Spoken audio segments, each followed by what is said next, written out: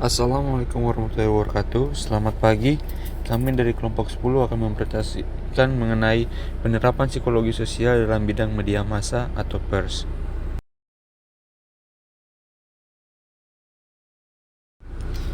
Yang pertama yaitu pengaruh media massa terhadap individu. Samuel dalam Yasir 1985 halaman 137 menjelaskan bahwa ada 7 fungsi komunikasi massa terhadap individu, yaitu sebagai berikut. Yang pertama, sebagai sarana informasi. Yang kedua, mengembangkan konsep diri. Yang ketiga, fasilitas dalam hubungan sosial. Yang keempat, substitusi dalam hubungan sosial. Yang kelima, membantu melegalkan emosi. Yang keenam, sarana pelarian dari ketegangan dan keterasingan. Yang ketujuh, sebagai bagian dalam kehidupan rutin atau ritualisasi. Laswell dan Wright dalam Yasin 1975-137 menambahkan satu fungsi yang lain, yaitu fungsi hiburan. Kemudian yang kedua, efek media massa secara fisik. Yang pertama, dampak ekonomis, yakni menggerakkan usaha dalam berbagai sektor-sektor seperti produksi, distribusi, dan konsumsi jasa media massa. Yang kedua, dampak sosial. Pemilihan media massa ini secara tidak langsung mempengaruhi status dan perilaku pemiliknya. Efek ini berkenaan dengan karakter. Yang ketiga, dampak pada penjadwalan kegiatan. Kehadiran media massa ternyata dapat merubah jadwal kegiatan sehari-hari ke layak. Yang keempat, media massa sebagai penyalur perasaan tertentu.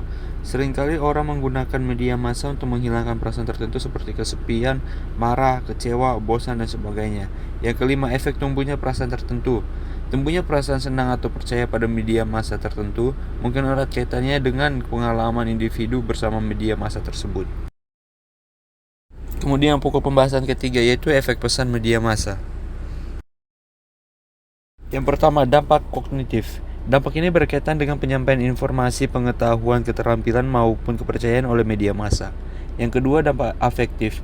Dampak pesan media massa sampai pada tahap afektif terjadi bila pesan yang disebarkan media mengubah apa yang dirasakan, disengani, atau yang dibenci. Yang ketiga, dampak kognitif. Dampak media massa sampai tahap kognitif atau perilaku terjadi apabila pesan-pesan yang disebarkan media massa menimbulkan pola-pola tindakan, kegiatan, atau perilaku nyata yang dapat diamati. Pokok pembahasan keempat yakni media sebagai agen sosialisasi.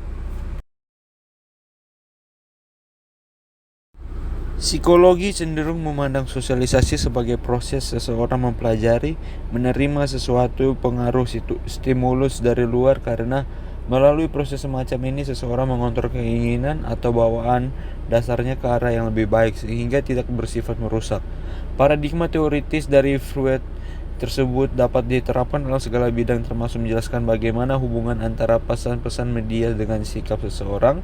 Media massa sangat berperan dalam sosialisasi pesan-pesannya untuk mendorong dan membangkitkan unsur yang dimiliki oleh audiens, yaitu membangkitkan kepuasan yang rendah, selera hewani secara berlebihan dari manusia, misalnya mendorong nafsu makan dan sebagainya.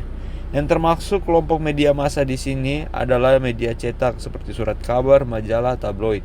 Kemudian media elektronik seperti radio, televisi, video, internet, film, dan media-media lainnya. Biasanya pengaruh media sangat tergantung pada kualitas dan frekuensi pesan yang disampaikan. Sekian presentasi kami pada hari ini. Terima kasih atas kesempatan yang diberikan. Wassalamualaikum warahmatullahi wabarakatuh.